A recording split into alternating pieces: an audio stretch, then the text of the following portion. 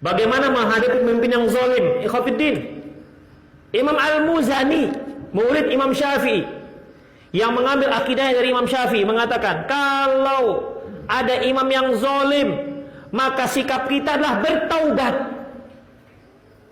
Itu kata Imam Al-Muzani. Bertaubat. Karena apa? Pemimpin yang zalim itu merupakan Allah angkatkan dikarenakan masyarakat yang zalim. Pemimpin itu merupakan cerminan masyarakat. Seperti masyarakat Indonesia, nggak akan mungkin Allah turunkan Abu Bakar, Allah angkat Abu Bakar sebagai pemimpin, nggak akan mungkin itu.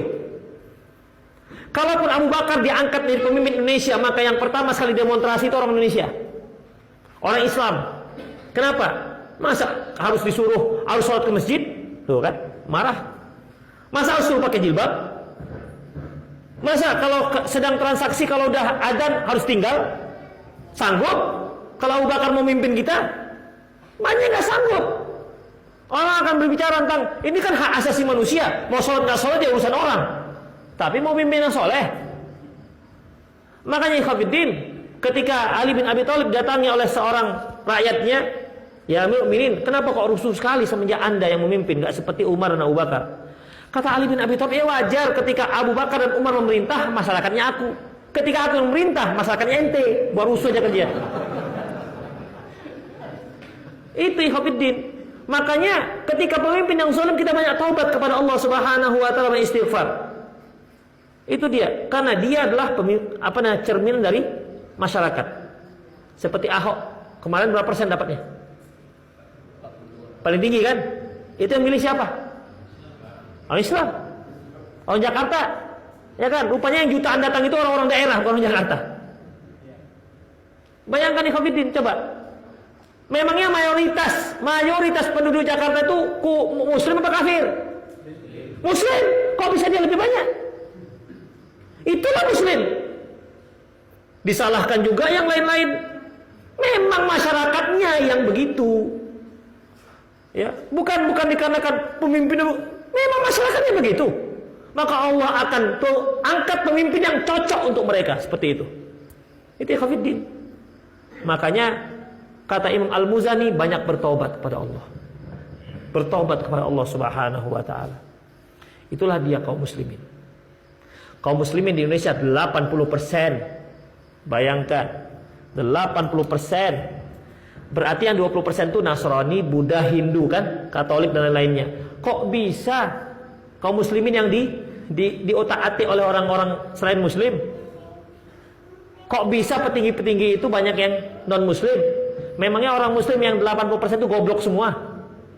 Bodoh semua, pandir semua? Pasti ada yang pintar-pintar kan?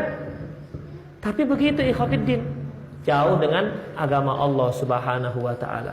Itu Jakarta buktinya. Ya, Jakarta itu buktinya. Ternyata memang penduduk Jakarta menginginkan orang kafir jadi pemimpinnya. Mayoritasnya. Itu modalnya. Jadi berteriak-teriak pun ikhwatiddin nggak bisa. Namanya juga keyakinan sudah. Sama seperti begini ikhwatiddin. Dibuatlah lokalisasi tempat prostitusi, pelacuran. Udah, datang sekelompok orang yang nggak senang, di-sweeping, dibakar. Sementara bukan hak dia. Lantas apakah prostitusi itu akan selesai? Enggak. Dia akan buat pelang, pindah ke ruko sebelah. Kenapa begitu? Pelanggannya masih banyak.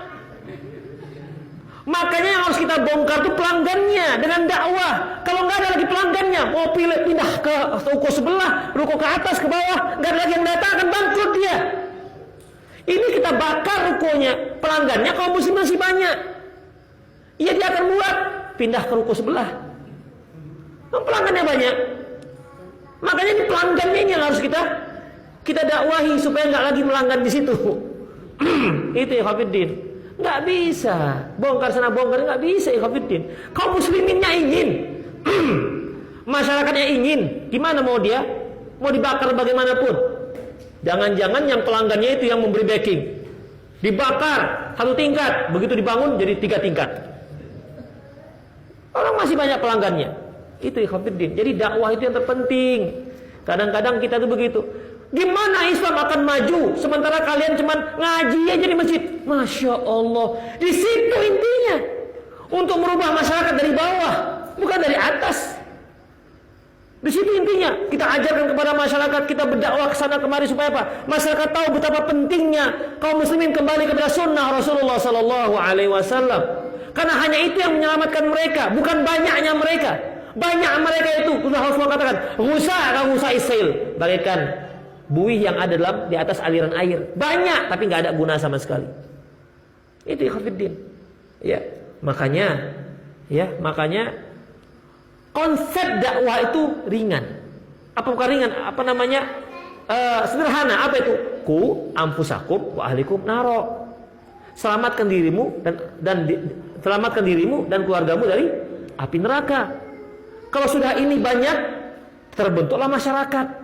Kalau sudah masyarakat seperti ini ada, nggak akan mungkin mereka mengangkat pemimpin kafir. Ya, nggak akan mungkin mengangkat pemimpin yang kafir. Karena sudah apa? Sudah soleh semua. Dari masyarakat seperti ini akan muncul negara yang baik. Itu ikhwatiddin.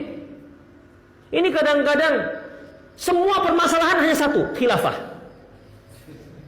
Semuanya ini masalah khilafah. Karena gara-gara nggak khilafah. Cuma gara-gara khilafah.